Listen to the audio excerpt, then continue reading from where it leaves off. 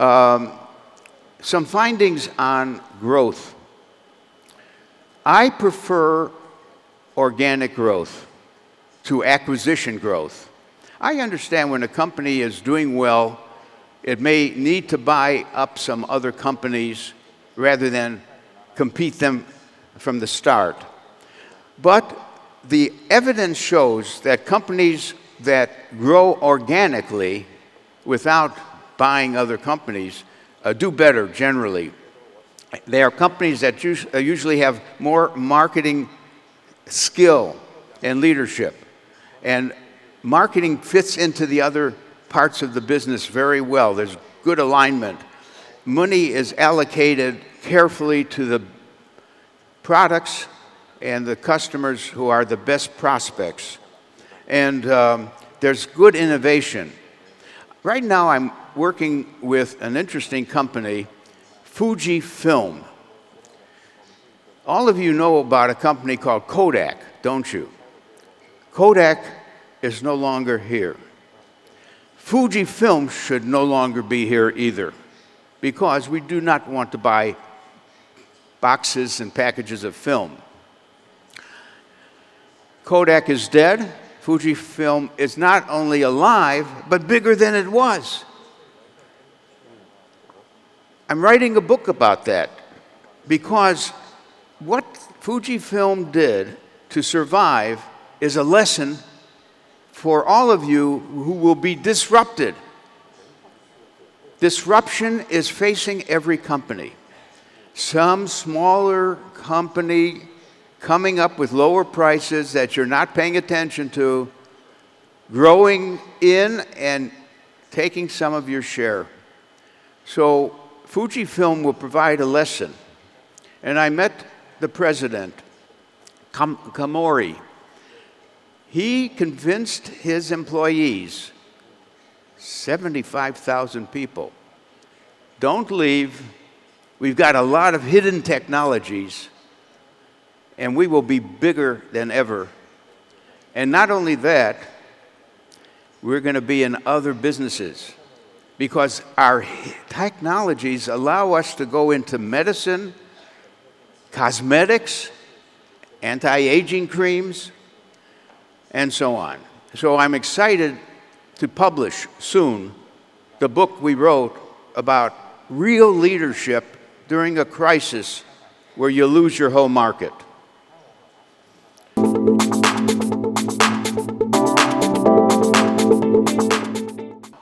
If you're going to win, you should not only have facts about customers, you should have an insight, something that's in your stomach. You know them so well. You can feel the needs they have. But you also need customer foresight, because the customer today will change tomorrow. Where are customers moving? Are they putting more attention on price, or more attention on accessibility through channels, or on product features? We think that tomorrow's customer will change what they're looking at, and so on. Now, do the same for your competitors. Try to develop not only facts about each competitor, but insight into how they would behave if X, Y, or Z happens. What if I change my price? Will they match me or even go further at a lower price? I have to understand each of my competitors today, but I must also get competitor foresight, what they would be like what are the competitors moving toward? What changes are they? I don't want to be surprised. I want to know what they're working on. And so another dimension is peripheral vision. In other words, don't be so narrow in looking just at your customer. Open your eyes broader. View more that's at the margins of change and how that will affect you. Do more collaboration, do more strategic alignment. All I'm saying is we have various tools, this being one, that put together a number of important things to make you more knowledgeable.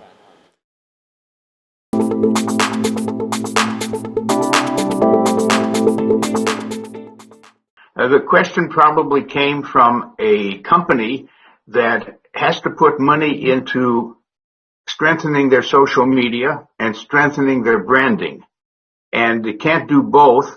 So it's almost saying, well, branding may be a little less important now because people have to buy whatever they can find. The brand doesn't matter.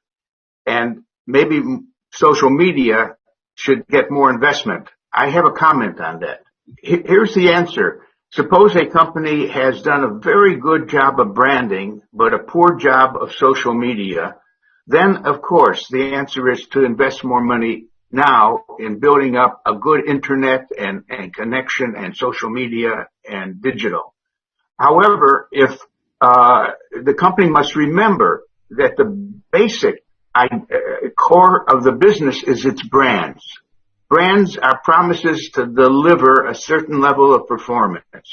And even if the brand is not so important as a choice, now it will become, when things get back to normal, the key. And the customers will remember how you treated them during the bad times. So I still always want to put the most emphasis on building the brand.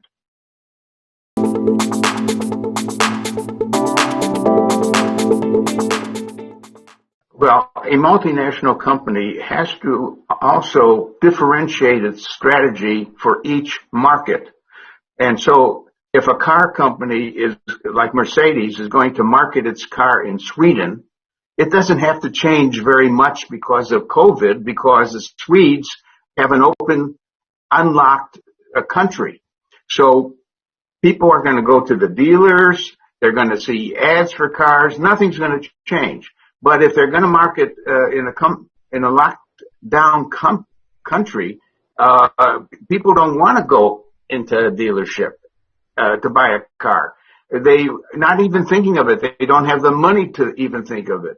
So for each country, the country managers working for the big company have to analyze the COVID situation and the readiness of customers to respond and the type of response. And it adds a whole new dimension. But it's not really different because every time you have country managers, each country manager should be on top of the situation in that country.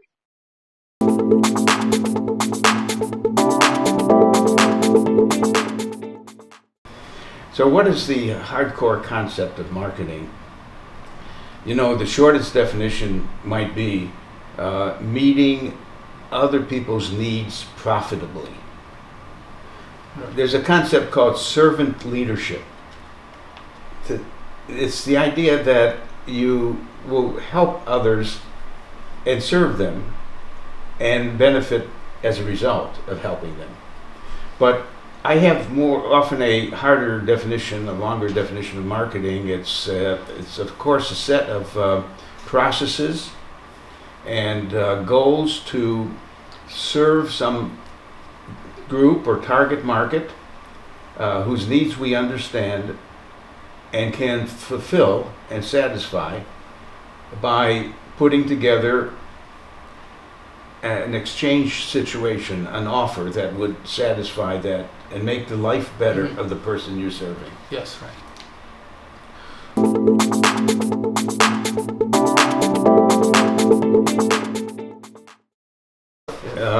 It's a very important question.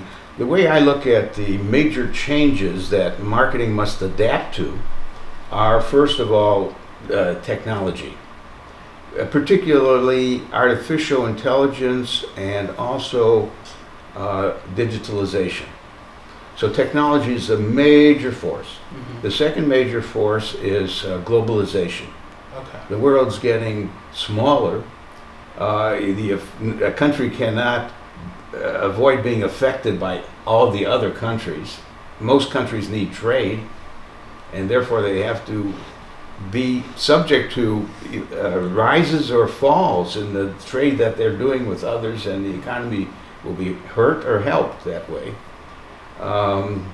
But getting back to what the role of marketing will be, the first thing is I would recommend any company adding a digital capacity to their operation, which amounts to finding some young digital natives to be added to the marketing staff to play around with Facebook and Google and Instagram, other things, to see how they could be used in improving the marketing reach and message to their target markets. That's my first piece of advice. Meanwhile, there's new concepts coming on aboard. One is called the mapping the customer's journey. We always talked about it, but never recognizing that there are so many ways a customer ends up hearing about and getting interested in what you might be selling. Right. So you should map the major journeys that are taken and have a way of handling the person who's finally arrived through some journey to prefer your product and buy your product. There's other concepts that are now being featured. So the field of marketing is not like the field of geometry. Geometry has not changed for 2,000 years. Right. You can't go to sleep as a marketer. If you go to sleep the next day, you may be wiped out. So you have to watch all your markets where you're doing business, and thank God for the artificial intelligence and algorithms. We're able to be notified of anything happening in any of our locations that should be responded to, even maybe not by our own people, but automatically. Automatic correction being done by algorithms when our business slips a bit and it's identified what the cause is, and an automatic response takes place while we're asleep.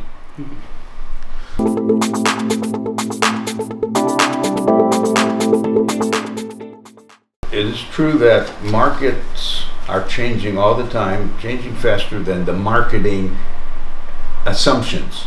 And what you could do to avoid falling into the trap of complacency, just doing the same thing again and again, is first think about what are your threats and list them.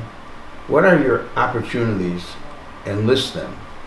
Which threats should you take so seriously about their probability of happening that you will not be surprised if they do, because you prepared for that threat? What opportunities are among the best that you should be now preparing to enter adjacent markets? You're near another possible market, why not move into that one when the timing is right?